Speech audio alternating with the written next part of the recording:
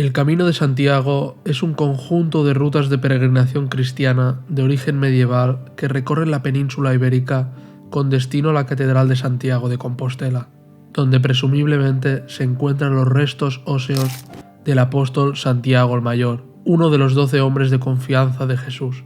Pero, ¿son esos realmente los huesos de Santiago el Mayor? ¿Qué pruebas hay? ¿Por qué motivo uno de los 12 apóstoles de Jesús acabaría sepultado en Galicia? ¿Quién fue el primer peregrino jacobeo? En este vídeo responderemos a estas y a otras cuestiones.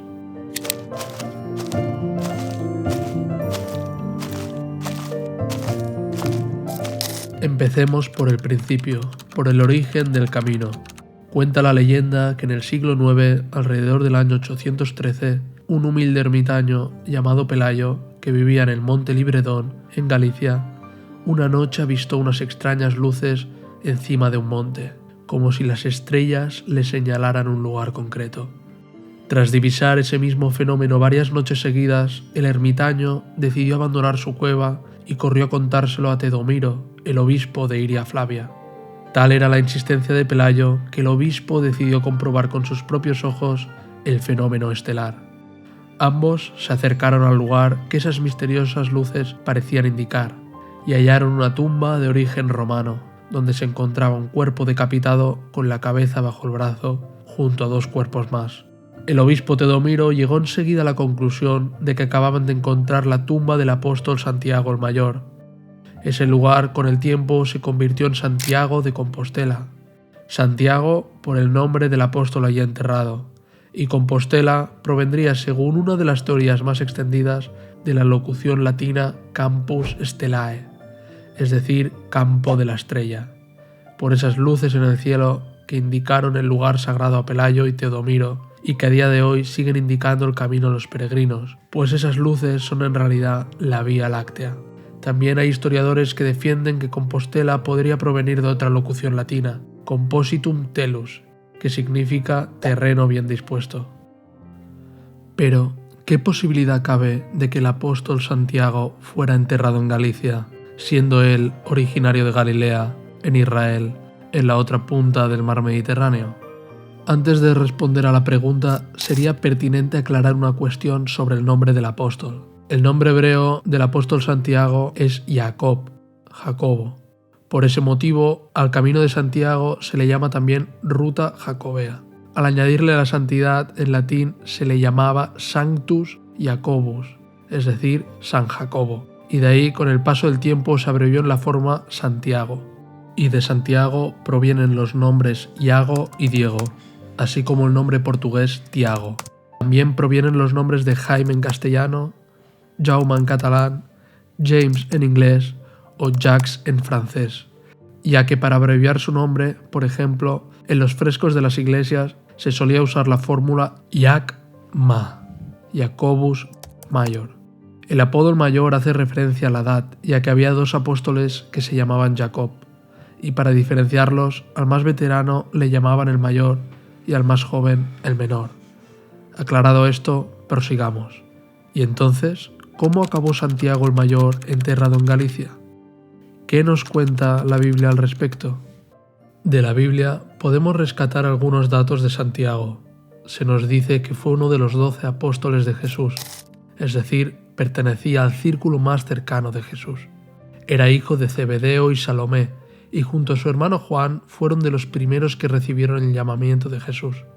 Santiago era apodado Boanerges, que en arameo significa hijo del trueno, por su carácter impetuoso y temperamental. Hay un episodio narrado por Lucas en que Santiago y su hermano Juan desean invocar a Dios para que consuma a fuego una ciudad de samaritanos, haciendo honor a este sobrenombre de hijo del trueno. Santiago fue uno de los hombres más cercanos a Jesús y fue testigo directo de importantes episodios de su vida, muerte y resurrección. En concreto fue testigo de la resurrección de la hija de Jairo, de la transfiguración de Jesús y de la oración en el huerto de los olivos. Igualmente formó parte del grupo restringido de discípulos que fueron testigos del último signo realizado por Jesús y ha resucitado, su aparición a orillas del lago de Tiberíades y la pesca milagrosa. Los Hechos de los Apóstoles esclarecen que Santiago fue condenado a muerte y decapitado por orden del rey de Judea, Herodes Agripa I. Por este dato se puede fechar la muerte de Santiago entre los años 41 y 44 de nuestra era, pues fueron los años en que Herodes Agripa I fue rey de Judea, por lo que, sí, Santiago murió en Judea. Y esto y poco más es lo que se nos cuenta de Santiago en el Nuevo Testamento, lo que no responde a la pregunta planteada: ¿cómo terminaron los restos de Santiago en tierras gallegas si murió en Judea? La respuesta la hallamos en leyendas del medievo. Según la tradición medieval, tras el Pentecostés, hacia el año 33, cuando los apóstoles son enviados a la predicación de las palabras de Jesús por el mundo, Santiago habría acabado llegando a la península ibérica. Las distintas versiones del relato difieren en los detalles, pero coinciden en que Santiago habría acabado llegando a Galicia. Una de estas versiones cuenta que Santiago circunnavegó Hispania, cruzando las columnas de Hércules y haciendo diferentes paradas hasta llegar a la provincia romana de Galaequia, actual Galicia. Otros relatos sugieren que el apóstol habría desembarcado en Tárraco, actual Tarragona, en la desembocadura del Ebro, o en Cartagonova, actual Cartagena, y desde ahí habría atravesado la península hasta llegar a Galicia. Según la tradición de la evangelización del apóstol Santiago, este hizo algunos discípulos en España, y estos continuaron su tarea evangelizadora una vez que Santiago regresó a Jerusalén. Porque sí, según estas leyendas, Santiago regresó a Jerusalén. Así lo relatan distintos textos apócrifos neotestamentarios, es decir, textos que no están aceptados en el canon de la Biblia. Todos ellos anteriores al descubrimiento de la tumba del apóstol por parte de Pelayo, como por ejemplo el libro de la dormición de María. En este se cuenta que cuando María ve cerca su muerte, recibe la visita de Jesucristo resucitado. Ella le pide estar rodeada por los apóstoles en el día de su muerte, pero todos ellos están dispersos por el mundo en su tarea de difundir las palabras de Jesús. Jesucristo le concede su deseo y permite que sea la misma María, por medio de aparición milagrosa, quien avise a sus discípulos. La tradición cuenta que alrededor del año 40, un 2 de enero, la Virgen María se le apareció a Santiago el Mayor en Caesar Augusta, actual Zaragoza, encima de un pilar de mármol. La Virgen se le apareció en carne mortal para confortarlo en su tarea de evangelización en Hispania y a su vez pedirle que vuelva a Jerusalén, pues deseaba reunir a los apóstoles de nuevo antes de su partida. Esta fue la primera aparición de María, y esta mítica narración dio lugar a la Basílica del Pilar en Zaragoza y a la Virgen del Pilar, patrona de la hispanidad. La narración más antigua de la venida de la Virgen se recoge en Moralia sive exposito in Job, título que recibe el compendio de comentarios de San Gregorio al libro bíblico de Job, y fue escrito entre los años 578 y 595. Este documento se conserva actualmente en el archivo del Pilar de Zaragoza. De esta manera, y según las leyendas, Santiago habría hecho todo el viaje de vuelta desde España hasta Jerusalén para encontrar a María, madre de Jesús de Nazaret, antes de su dormición. Ahí Santiago halló la muerte por decapitación por orden de Herodes Agripa, convirtiéndose en mártir. La leyenda se cierra con que dos de sus discípulos, Atanasio y Teodoro, a escondidas, habrían recuperado y llevado su cuerpo, conservado de alguna manera, por el mar Mediterráneo en una mítica embarcación de piedra hasta Galicia, donde lo habrían enterrado justamente en Iria Flavia. Atanasio y Teodoro habrían sido enterrados en la misma tumba cuando les alcanzó la muerte años más tarde. Las generaciones se sucedieron y la tumba quedó en el olvido, y no fue hasta 8 siglos más tarde que el ermitaño Pelayo y el obispo Teodomiro la hallaron. Regresemos pues al año 813. El rey de Asturias, Alfonso II el Casto, se hizo eco del hallazgo de los restos del apóstol y decidió peregrinar hasta el lugar, convirtiéndose en el primer peregrino jacobeo. Esta primera ruta de peregrinación se conoce hoy día como Camino Primitivo y se dirige desde Oviedo, residencia del rey Alfonso II, hasta Santiago de Compostela, en un total de 343 kilómetros. Al llegar al lugar, el rey ordenó levantar una capilla supra corpus apostoli, es decir, sobre el cuerpo del apóstol. Años más tarde, mandó construir un templo todavía más grande para que fueran peregrinos de todo el mundo a venerar las reliquias del apóstol y así obtener la gran perdonanza, es decir, el perdón de los pecados. Por aquel entonces se construían templos con las mejores reliquias para atraer a peregrinos del mundo entero. Gracias a este gesto del rey, Santiago de Compostela fue proclamado como uno de los lugares de peregrinación y religión más importantes del mundo cristiano, un honor que sigue ostentando en la actualidad. La construcción de la catedral actual se inició el año 1075 bajo el reinado de Alfonso VI de Castilla, después de que la anterior capilla fuese reducida a cenizas sin dañar las reliquias por Almansor, comandante del ejército del Califato de Córdoba. Pero, ¿qué hay de cierto en todo esto? ¿Pertenecen realmente estos restos a Santiago el Mayor? ¿O se aprovechó la Iglesia en España de estas leyendas para ganar poder e influencia en un momento histórico que necesitaba legitimar el apoyo de las naciones cristianas europeas debido a la invasión musulmana? En otras palabras, ¿es el hallazgo de los restos del apóstol Santiago en tierras gallegas una de las mayores mentiras del mundo cristiano? Un estudio exhaustivo de las reliquias podría dar las respuestas que buscamos. Avancemos, pues, en el tiempo. El mes de mayo de 1589, el pirata inglés Francis Drake amenazó Compostela después de desembarcar en La Coruña. El arzobispo Juan de San Clemente acordó con el cabildo de la catedral ocultar todo lo que había de importante en ella. Por ello, los restos del apóstol fueron depositados en un escondrijo dentro del ábside de la capilla mayor, detrás del altar. Pasaron los años y el lugar de dicho escondrijo quedó olvidado. Y no fue hasta pasados 3 siglos, en 1879, que fueron encontrados a 30 metros de profundidad respecto del suelo por el historiador Antonio López Ferreiro. En tales excavaciones se pudo encontrar los restos de un mausoleo romano, y en ellos una inscripción sepulcral en griego, Atanasios mártir, y los restos de 3 personas distintas, 2 de edad mediana y 1 en el último tercio de vida, lo que llevó a identificarlos con los tradicionales Santiago y sus discípulos, Atanasio y Teodoro. Se trataba, pues, del mausoleo original que Pelayo y el obispo Teodomiro se encontraron en el año 813 y sobre el cual el rey Alfonso II mandó erigir la catedral. Tras el redescubrimiento de los cuerpos, el Papa León XIII nombró una congregación extraordinaria para el estudio de estos restos. Los documentos enviados a Roma, sin embargo, no le satisfacieron, por eso envió a Agostino Caprara, promotor de la fe, a Santiago, para que examinara sobre el terreno los restos y tomase declaración a quienes intervinieron en el hallazgo. Caprara mandó analizar primero un presunto resto del apóstol Santiago venerado en Pistoia, Italia, tarea que estuvo a cargo del doctor Chiapelli, quien dictaminó que se trataba de una apófisis mastoidea derecha con restos de sangre coagulada, pieza que habría sido resultado de una herida a consecuencia de una decapitación. De esta manera se respalda la historia de que el obispo compostelano Diego Gelmírez decidió ofrecer hacia el final de su vida, seguramente entre los años 1138 y 1139, un regalo piadoso a su admirado obispo de Pistoia, Atón, como reconocimiento a su figura.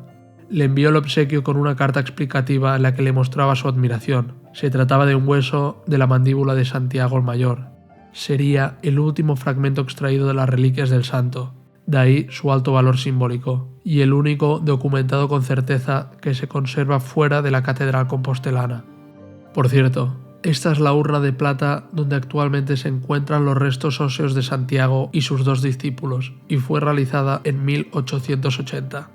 Agostino Caprara llegó finalmente a Santiago el 8 de junio de 1884 y en el examen de los restos constató que uno de los 3 cráneos carece de apófisis mastoidea derecha, consistente con la historia del obsequio al obispo de Pistoia.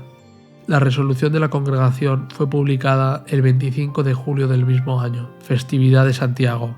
León XIII publicó el 1 de noviembre de 1884 la bula Deus Omnipotens, donde ratificó como auténtico el sepulcro y las reliquias de Santiago el Mayor, y llamaba a hacer nuevas peregrinaciones a Santiago. Juan Pablo II confirmó el hecho con sus viajes jacobeos de 1982 y 1989. Ya en 2006, Benedicto XVI realizó un llamamiento a favor de este tipo de peregrinación desde la plaza de San Pedro de Roma, reconociendo la tradición del sepulcro de Santiago en Compostela y, además, anunciando tiempo después su visita en el jubileo de 2010. La postura de la Iglesia es clara. Los restos hallados corresponden al apóstol Santiago el Mayor. Aún así, fueron muchos los que se mostraron escépticos con dicha proclama. Ya en el siglo XVI hubo quienes se mostraban reacios a creer que Santiago el Mayor llegara incluso a pisar la península ibérica. Además, faltaba poder aclarar la datación de los supuestos huesos del apóstol. Procedamos pues. Por una parte, se ha documentado arqueológicamente la existencia de una necrópolis dolménica y de un cementerio utilizado en época romana y sueva en Compostela. Estos descubrimientos prueban que Compostela era una necrópolis precristiana, pero no resuelven la cuestión respecto a la tumba de Santiago, cuyos restos podrían pertenecer bien al mismo apóstol, bien a cualquier otro mártir cristiano. Incluso se ha propuesto que se trata de los restos de Prisciliano, quien fue un importante obispo hispano-romano del siglo IV que, tras ser acusado de brujería y gnosticismo, fue ejecutado por decapitación. En 1955 se encontró en las proximidades de la tumba la cubierta sepulcral del obispo Teodomiro, lo que confirma que es un personaje que existió realmente y que quiso enterrarse en el lugar de su propio hallazgo. En 1988, dos académicos de la Real Academia de la Historia, el filólogo Isidoro Millán González Pardo y el arqueólogo Antonio Blanco Freijeiro, afirman haber hallado la inscripción Atanasios Mártir en una piedra del mausoleo. Dicha inscripción está datada de a finales del siglo I a principios del siglo II, lo cual, sostienen, confirma indirectamente la presencia de Santiago en el lugar de los restos del apóstol, ya que Atanasio, como hemos dicho anteriormente, era un discípulo de Santiago. Años más tarde, entre 2011 y 2013, Enrique Alarcón, profesor de filosofía de la Universidad de Navarra, dirigió un estudio epigráfico a partir de las fotografías de las inscripciones que se hallaron en dicho sepulcro, por no tener acceso directo a este. El catedrático, cuyos estudios no han sido publicados en revistas de arqueología, considera que evidencian un culto funerario particular a Santiago, al menos ya en el siglo II. El estudio publicado por el profesor Alarcón explica que en Iria Flavia existía un pequeño asentamiento romano en la vía romana 19. Al otro lado de dicha vía había la necrópolis ya mencionada. Varias de las lápidas más antiguas pertenecían a miembros de una familia apellidada Modesta. Por los nombres de esas personas y por los tipos de inscripciones funerarias en las lápidas se deduce que pertenecieron al siglo II, alrededor del año 150. El único mausoleo romano del cementerio pertenece a una mujer, Atia Modesta, y es ahí, en ese mismo mausoleo, donde hallaron el cuerpo del apóstol Santiago y sus dos discípulos. El tipo de inscripciones de dicho mausoleo prueban que éste podría haber sido construido ya en el siglo I, para después haber sido heredado por Atia Modesta. La prueba de ello es que fue construido para albergar urnas con las cenizas de los muertos, pero fue readaptado para la inhumación, acorde al cambio de costumbres funerarias que hubo en el Imperio Romano entre el siglo I y II. El estudio de Enrique Alarcón es extenso y profundo, pero trataré de resumirlo lo mejor posible. En las paredes del mausoleo se encontraron algunas inscripciones paleocristianas.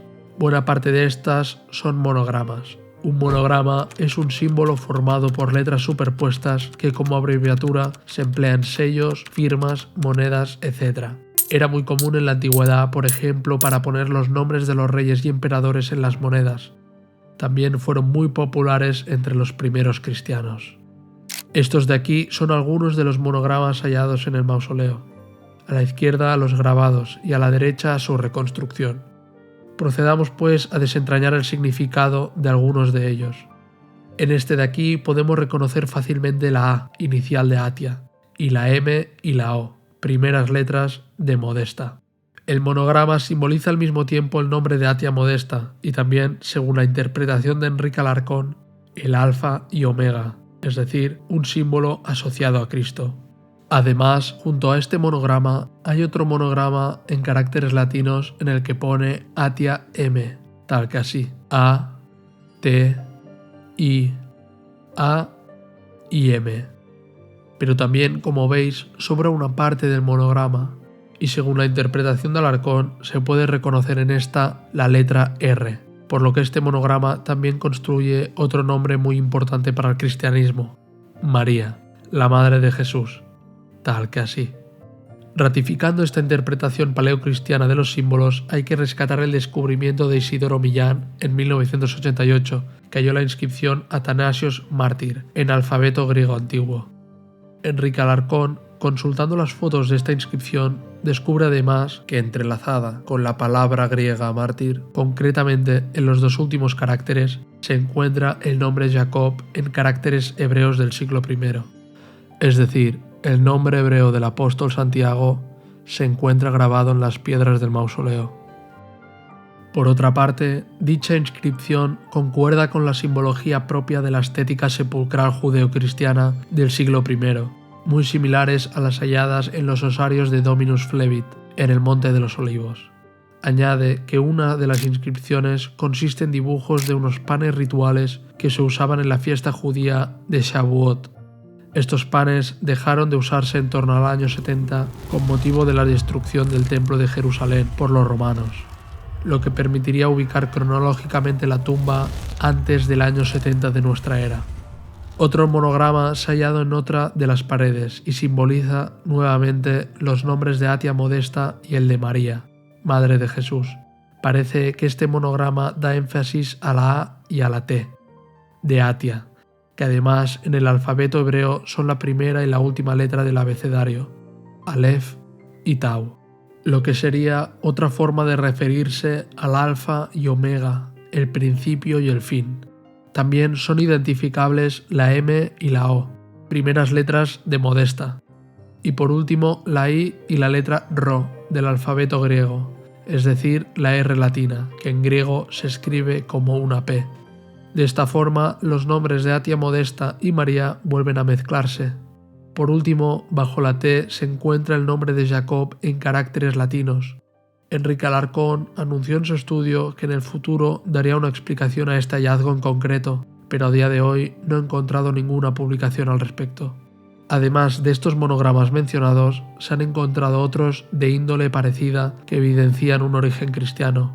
Por ejemplo, se ha encontrado Jacob en caracteres hebreos y a su lado el alfa y omega. En conclusión, en las paredes del mausoleo romano, donde se encontraron las supuestas reliquias de Santiago el Mayor, se han hallado inscripciones cristianas que parecen confirmar la veracidad de las leyendas. Estas son el alfa y omega, el nombre de María, la inscripción Atanasio Mártir en griego, el nombre hebreo del apóstol Santiago, escrito tanto en caracteres hebreos como en caracteres latinos, y finalmente símbolos propios de los enterramientos judíos del siglo I. Además, estas inscripciones son de las más antiguas que se han hallado en Europa que hacen referencia a María. Todas estas inscripciones parecen probar un culto temprano al apóstol Santiago y a la Virgen María, por lo menos ya en el siglo II. ¿Y es esto prueba suficiente de que esos son los restos de Santiago? Pues no. Imagina que la policía halla el cadáver de una persona asesinada y al lado está escrito tu nombre con tu letra. Tú, que no eres el asesino, dirías que esto no prueba que tú seas el culpable. Y así es, este hallazgo sería una prueba muy importante en tu contra, pero no definitiva y concluyente. Lo mismo ocurre con las inscripciones halladas en el mausoleo. Son importantes, pero no prueban nada. La única manera de saber la verdad es con un examen científico de los huesos. Pero, ¿se ha hecho alguna vez? ¿Se puede hacer en el presente? No hay constancia oficial de que los restos de Santiago fuesen sometidos a algún examen científico después de 1884, cuando el Papa León III se limita a aceptar su gran antigüedad, conforme a las conclusiones científicas de la época. Se ha comentado que se habría realizado una inspección en 1993, pero sus resultados nunca han trascendido. La Iglesia sostiene que nunca fueron sometidos a la prueba del carbono 14. Aún así, se han realizado tímidas peticiones al respecto, todas sin éxito. La realidad es que la Iglesia ha prohibido, mediante bula papal, la realización de pruebas de ADN que permitan constatar la autenticidad de los restos de Santiago, pues la cristiandad nunca se ha fundamentado en la evidencia científica, sino en la fe. Por tanto, todo parece apuntar a que la adoración de las reliquias de Santiago continuará siendo eso, una cuestión de fe. ¿Y vosotros qué opináis? ¿Creéis que realmente los huesos por los que millones de personas han peregrinado durante más de 1200 años pertenecen realmente a Santiago el Mayor? ¿O por lo contrario, creéis que el hallazgo de los restos del apóstol es una gran mentira orquestada por el obispo Teodomiro para ganar poder e influencia en plena conquista musulmana de la península ibérica? Yo tengo mi opinión, pero quiero escuchar la vuestra. Os leo en comentarios. Muchas gracias por ver el vídeo. Si te ha gustado, puedes dejar un me gusta y suscribirte para no perderte próximas entregas. Nos vemos en el siguiente vídeo.